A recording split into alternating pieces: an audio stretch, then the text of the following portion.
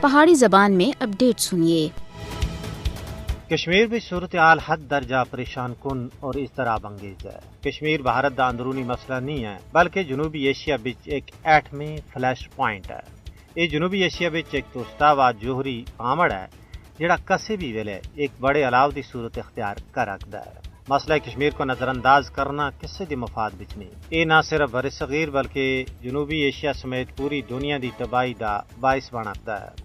اس واسطے عالمی برادری اس خطے کو ایٹمی جنگ کی بچانا واسطے تنازع کشمیر کو پرامن طور تے حل کرا رہا ہے۔ کشمیر دی حال میں چیر دے نتائج پوری دنیا واسطے انتہائی خطرناک ثابت ہوا ہیں۔ تجزیہ نگاران دا آخنا ہے کہ جنوبی ایشیا وچ بحرانی کیفیت دے خاتمے واسطے تنازع کشمیر دا منصفانہ اور فوری حل ناگزیر ہے۔